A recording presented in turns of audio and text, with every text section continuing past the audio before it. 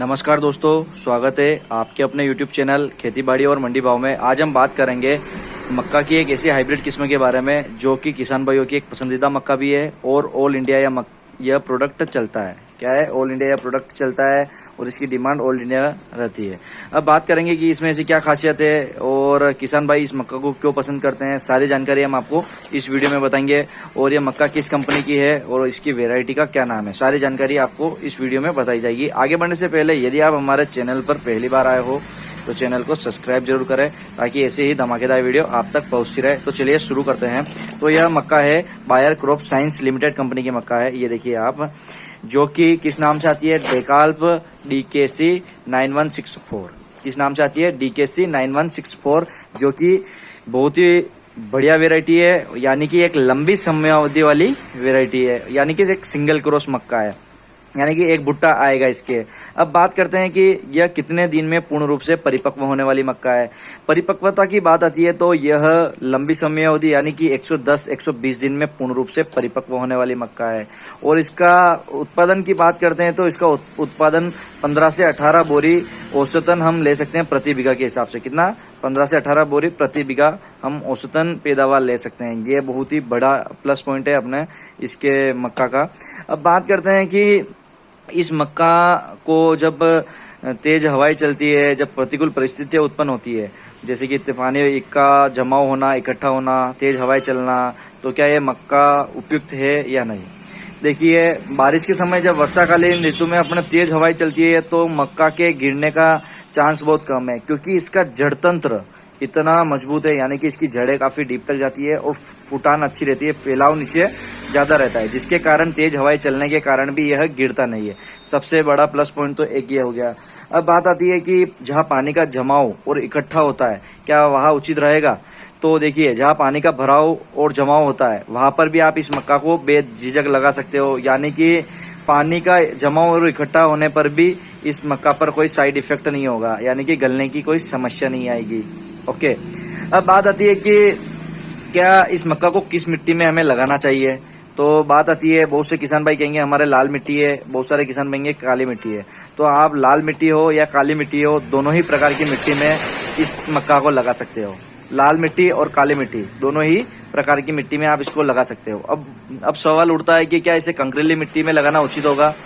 तो देखिए, मैंने भी इसका कंकरीली मिट्टी में लगा के देखा है, रिजल्ट काफी अच्छे आए हैं। लेकिन औसत पैदावार और अच्छा लेने के लिए हमें क्या करना होगा, उसमें माइक्रोन्यूट्रिएंट्स और फर्टिलाइजर का निश्चित समय अंतराल पर उपयोग करना होगा। यदि आप कंकरीली मिट्टी में और काली मिट्टी, लाल मिट्टी में भी माइक्रोन्यूट्रिएंट और फर्टिलाइजर्स का इस्तेमाल सही समयावधि पर करते हो तो आप बहुत बेहतरीन उत्पादन प्राप्त कर सकते हो।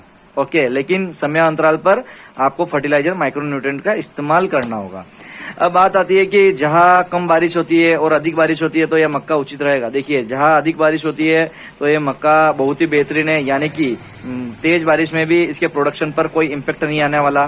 दूसरी बात, जहां बारिश कम होती है, यदि बारिश कम होगी तो भी कोई इम्पेक्ट नहीं होने वाला इस पर। ओके, बस हमें ध्यान रखना है कि टेम्परेचर का 10 डिग्री से कम और 35 डिग्री से ज्यादा होता है तो हमें क्या है कि पिलाई कर देनी चाहिए। तो क्या है कि जो भुट्टे जैसे 10 डिग्री से कम होगा और 35 डिग्री से अधिक होगा तो क्या है कि भुट्टे में दाने बराबर नहीं बन पाते हैं। और यदि टेम्परेचर इस हिसाब से सेट नहीं हो रहा है तो हमें पिलाई करनी है ताकि भुट्टा पूर्ण रूप से भर सके। और पूर्ण रूप से भरेगा तो उत्पादन पर ऑटोमेटिक इम्पैक्ट पड़ेगा, यानी कि उत्पादन बढ़ जाएगा।